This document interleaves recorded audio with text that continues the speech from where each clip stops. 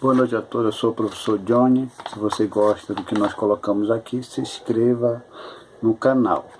Nós vamos hoje para a lição 12, que tem como tema a conduta do crente em relação à família. Esse vai ser o assunto que nós vamos tratar. O texto áureo diz o seguinte: por isso deixará o homem seu pai e sua mãe, e se unirá à sua mulher, e serão dois numa só carne. Efésios capítulo 5, versículo 31. Então nós vamos falar hoje sobre a família, que diz respeito ao pai, a mãe e os filhos. Quando eu falo de pai, eu falo sobre o homem. Quando eu falo sobre a mãe, eu falo sobre a mulher. E os tratamentos que às vezes não são feitos de acordo como se deveria.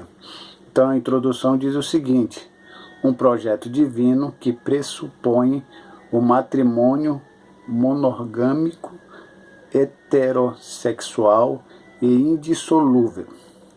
Sim, o casamento é indissolúvel quando Deus une. Aquilo que Deus uniu, não separe o homem. Aí você diz: e aí, como é que fica a situação de pastores e líderes que estão no segundo casamento? Como é que fica a situação dele? Uma coisa eu quero que todos entendam. Se não quiserem entender, infelizmente eu não posso fazer nada. Mas aquilo que Deus uniu, não separe o homem. Aqui ele fala que o casamento é indissolúvel. Sim, o casamento é indissolúvel quando Deus une. Quando Deus não uniu, nunca houve casamento. O que houve realmente foi gasto de tinta no papel. Não é porque a pessoa assinou algo no papel, aquele gasto de tinta no papel, que essa união às vezes está aprovada por Deus. Porque uma união sem amor não vai para frente. E Deus não vai unir duas pessoas sem amor, de hipótese alguma.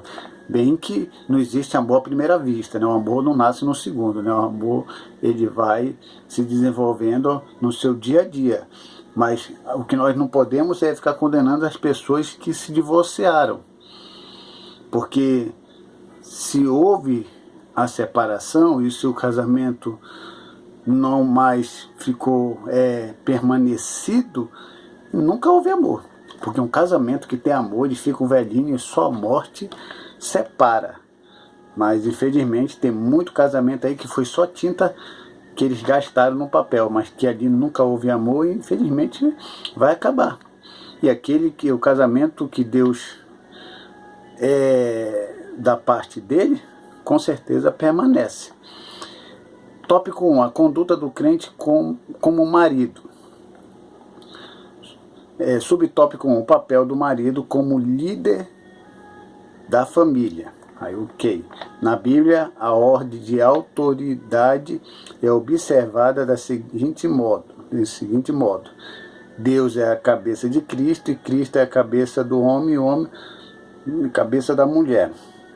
Ok. Então ele fala aqui que autoridade. Então o homem deve ter autoridade no seu lar. Autoridade é diferente de autoritarismo, porque toda pessoa que usa não a autoridade, mas o autoritarismo, ele na realidade é um ditador. A última palavra é dele, ninguém está certo, ninguém está correto, as ideias não valem. O que vale na realidade é o que ele diz, o que ele pensa. E assim colocando todos abaixo dele e sendo o centro. Aí entra o egocentrismo, o eu como centro. E isso não deve existir no lar cristão. Infelizmente existem algumas pessoas aí que querem que a mulher fique aquela coleirinha no pescoço e ele venha puxando ela aqui atrás. Não é isso não. A Bíblia nunca nos ensinou isso. E tem uma parte interessante aqui nesse mesmo tópico: o marido deve liderar a sua casa do mesmo modo como Cristo lidera a igreja, visando o seu absoluto bem-estar. É isso aí, esse é o pensamento. O bem-estar da família. Trabalhar, fazer o que é necessário, E isso é mostrar autoridade, isso é mostrar importância na família. E não mostrar aquele ditador que o tempo todo está sempre com a razão, sem ter a razão. E aí fala aqui do movimento das feministas, mas isso aqui do neomarxista, que realmente as mulheres querem um direito e acredita que essa questão de homem, família. Aí tem aquele ideologia de gênero, que é uma outra questão, se vocês quiserem pesquisar sobre isso, que às vezes vem falando contra a família. Então isso aí não deve acontecer no meio cristão. A mulher e o homem têm um valor muito grande. O homem não é melhor do que a mulher, nem a mulher é melhor do que o homem. Já que esse movimento quer trazer uma denúncia não real, de que o homem sendo o principal, isso é extremamente histórico, está na maneira histórica, patriarcal, de o homem ser machista, não tem nada a ver. Eles estão confundindo as coisas. Nós que servimos ao Senhor sabemos do nosso valor como o patriarca e sabemos do valor da adjuntora que está ao nosso lado. Não existe aqui nada de machismo como eles querem colocar. Subtópico 2. O amor como elemento primordial. Vou ler uma coisa interessante para você aqui.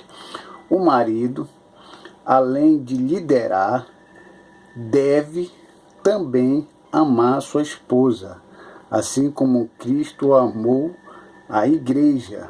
Vocês entenderam o que eu disse? O marido, além de liderar, deve, olha, essa palavra deve, também amar sua esposa. Por que eu estou dando uma ênfase a essa palavra deve? Sabe o que é que destrói os casais? Sabe o que é que traz desunião dentro de um casamento? É o amaldiçoado direito. Dentro de um casal cristão que serve ao Senhor não deve existir direito. O homem, meu direito é este, eu trabalho, então eu quero ficar aqui e ficar de boa, porque esse é meu direito. A mulher diz, também é meu direito, eu fiquei o dia todo cuidando dos meninos, das crianças, então eu tenho o direito de sair com as minhas amigas. Então cada um puxa para si o seu direito. E dentro de uma ideologia de deveres e direitos, que a sociedade expõe para todos, que é uma coisa normal, o direito ele separa e o dever une. Em vez do homem ficar lutando pelos seus direitos em relação à sua esposa, e a sua esposa lutar pelos direitos dela em relação a ele, eles deveriam colocar a ênfase na palavra dever. Eu devo amar minha esposa, ela deve me amar, eu devo cuidar dela, ela deve cuidar de mim, eu devo protegê-la, ela deve me proteger, e assim por diante. O dever une. Quando você trabalha numa empresa, você é o melhor funcionário. Você faz ali os seus deveres e os seus direitos. O seu dever é trabalhar e dar produção para aquela empresa. O direito daquela empresa é te pagar no final do mês. Quando você sai daquela empresa e aquela empresa age de má fé com você, você procura os seus direitos diante da justiça contra aquela empresa. Você pode ser o melhor funcionário daquela empresa, mas por causa do direito que você procurou, há uma desligação entre você e aquela empresa. Exatamente isso que acontece no meio do casal quando eles lutam pelos seus direitos. Direito, coloquem isso na cabeça de vocês. Direito separa as pessoas. Direito, aonde há direito, não há união. Principalmente no casal. Então, dentro de um casamento não deve existir a palavra direito. Se alguém não concordar comigo, que use um bom argumento a favor da palavra direito dentro do casal.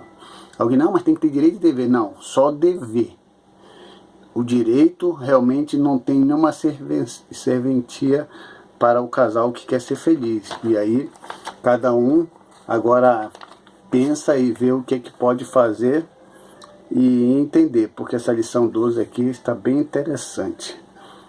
A igreja foi atraída para Cristo por meio do amor e não por ameaças ou imposição autoritária. Então, o amor é que prevalece, é o amor que faz as coisas funcionarem corretamente. Não tem amor, irmão, não adianta.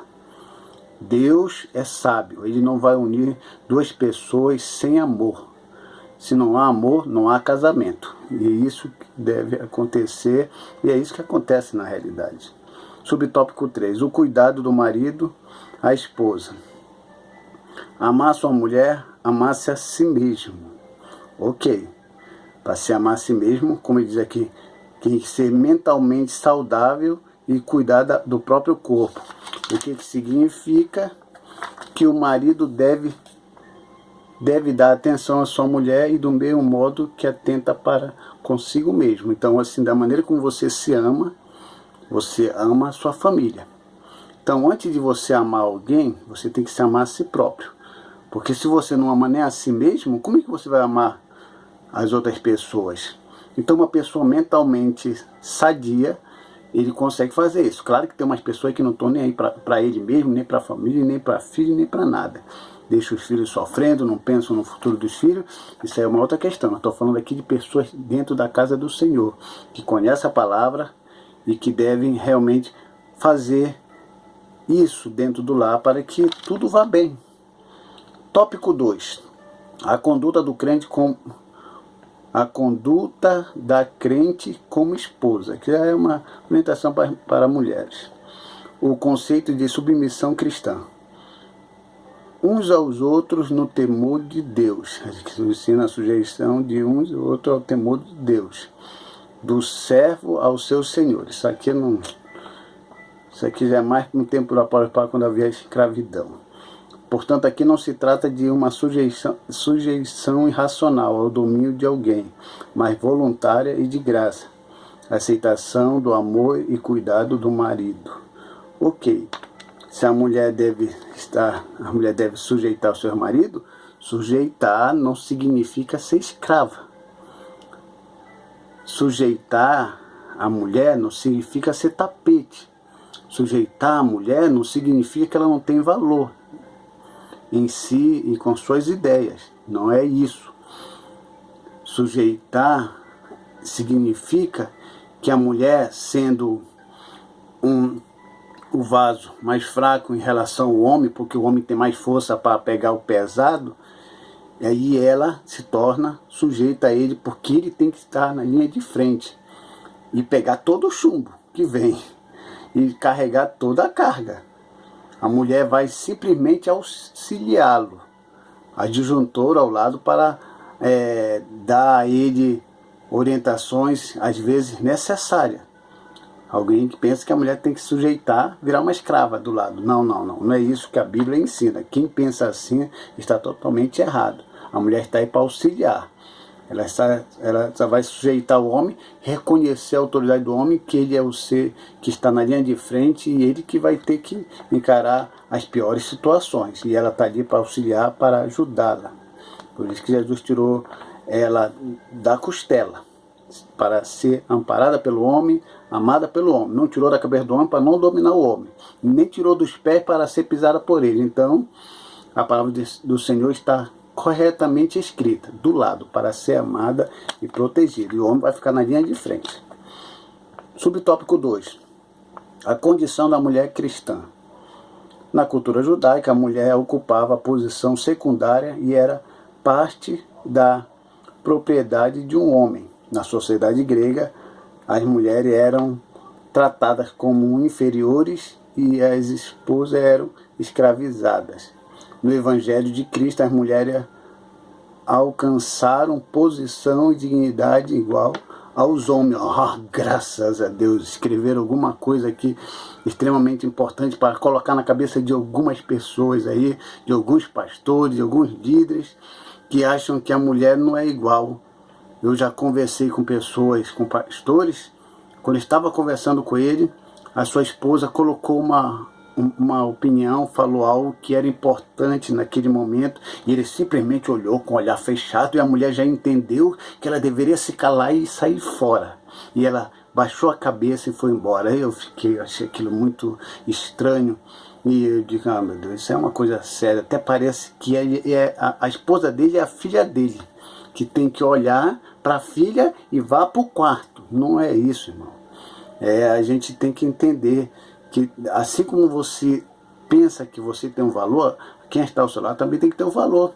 Então, se Claro, se falar bobagem, é tudo bem, a gente vai lá e diz, ó, tá falando bobagem, fala pra mulher. Mas nesse caso de faz olhar, só no olhar, parece naquele tempo dos meus avós, que só simplesmente olhavam e a mulher, a criança colocava o seu rabinho entre as pernas, tchum, saída pela esquerda. Não é isso. Não devemos ser assim. Cristão não é assim. Se lá no mundo existe, na igreja não deve existir isso. E se mulher que aceita isso, também não conhece a palavra também. Ela tem que impor também. Impor a sua posição também. Não, também tem valor, como você. Subtópico 2, condição da mulher cristã. Aqui eu já li já. Então vamos aqui para o subtópico 3. A reverência devida ao marido. O amor do marido para com a esposa deve ser altruísta. Então esse negócio de dever aqui eu já falei para você que deve ter dever e não direito dentro do casal. E aqui no último parágrafo diz: a esposa participa das decisões em família, porém não procede como opositora nem desautoriza a autoridade do seu marido. Ok, eu concordo que a mulher não deve desautorizar a autoridade do marido, mas também o marido não deve desautorizar a autoridade da mulher quando ela estiver também repreendendo um filho com alguma situação. Aqui sim, ele está colocando aqui um direito e um dever da mulher. Não, assim como o homem não deve fazer, a mulher não deve. Se a mulher vai fazer alguma coisa que desagrada o homem, também o homem também não deve fazer algo que desagrada a ela. Então, assim como ela não deve desautorizar a autoridade do marido, o marido não deve desautorizar a autoridade da mulher também, diante dos filhos, diante de qualquer outra coisa. Aí fica tudo certo. E contra isso não há nada contrário que seja diferente, né? Então isso é importante. Agora o tópico 3, a conduta do crente como um filho. Aqui vem para os filhos. Os pais devem criar seus filhos na doutrina e admoestação do Senhor. Sim, os pais têm que falar do que se trata, tem que ensinar a palavra. O pai também precisa ensinar o filho as suas falhas, porque tem gente assim, não, você tem que ser o exemplo do seu filho, você tem que ser espelho para o seu filho, mas todo mundo tem que entender que o pai também é carne, que também o pai tem natureza pecaminosa, que o pai também falha, que a mãe também falha. Então o pai, ele tem que mostrar as coisas certas ao filho e também tem que ser sincero para mostrar ao filho que também ele pode errar. E que o filho tem que entender que ele pode realmente fazer essas coisas. Para que o filho não pode dizer, o senhor faz, eu também faço. Não, o pai tem que explicar, tem que mostrar na Bíblia que nós estamos nessa natureza pecaminosa, para que o filho venha entender também os seus erros. E daí, em cima dos seus erros, venha ensinar o filho a fazer o que é certo. Porque se o pai só mostrar que ele é certinho, o dia que ele errar, o filho já era. Para ele consertar isso, não vai dar certo. Então, por isso que eu mostro para os meus filhos minha fraqueza. Eu nunca mostrei para os meus filhos, nem para a minha família, que eu sou perfeito, que eu sou melhor, que eu sei tudo. Não. Embora alguns deles fiquem chateados achando que eu quero ser o melhor. Mas isso aí é outra coisa. Mas é isso aí. Ensinar o filho é isso. Não é só mostrar que é perfeito, que é o super-homem, não. Tem que mostrar também que pode cometer algumas coisas que às vezes desagradam a Deus. Então, a conduta dos filhos é claro. Vós, filhos, sejam obedientes aos vossos pais. Aí Deus deseja que os filhos confiem na sabedoria dos pais. Amém. E o quinto mandamento é honra pai e mãe. Aí vem aqui. Obedecer significa cumprir o que é ordenado. E honrar envolve o amor e respeito, até mesmo o sustento em caso de necessidade. Aí vem aqui o subtópico 3, que é os filhos que obedecem e honram seus pais, uma promessa dupla lhe é assegurado, para que te vá bem e viva muito tempo sobre a terra. Filho, honre teu pai e tua mãe, para que te vá bem e que prolongue teus dias na terra. E eu finalizo essa lição dizendo que nós, filhos, devemos ter sabedoria em falar para nossos pais tudo aquilo que nós achamos que é certo ou errado. porque de uma forma ou de outra nós não temos essa autoridade. Mas que Deus venha nos iluminar. E o que começa tudo é pelo casal. E como eu falei anteriormente, quando o homem ou a mulher quer se destacar um mais do que o outro, quando um quer mandar mais do que no outro, quando um quer ser maior do que o outro, nada dá certo. Porque quando um quer ser maior do que o outro, entra o direito, como eu falei. E a palavra do Senhor diz que o homem e a mulher serão uma só carne. Uma só carne é uma unidade composta, e não absoluta, assim como Pai, Filho e Espírito Santo. É uma unidade composta. A unidade absoluta é 1, 2, 3. São 3. Se Jesus fosse Pai, Filho e Espírito Santo fosse uma unidade absoluta, seria 3 deuses, nós seríamos politeístas, mas como Pai, Filho e Espírito Santo é uma unidade composta, assim como o homem e a mulher através do casamento é uma só carne, assim entendemos a Trindade, assim entendemos o casamento, e o homem e a mulher, ninguém está acima, ninguém está abaixo. Todos eles dois estão no mesmo nível e esse casal segue abençoado no nome do Senhor. Que Deus abençoe a todos, em nome de Jesus. Amém.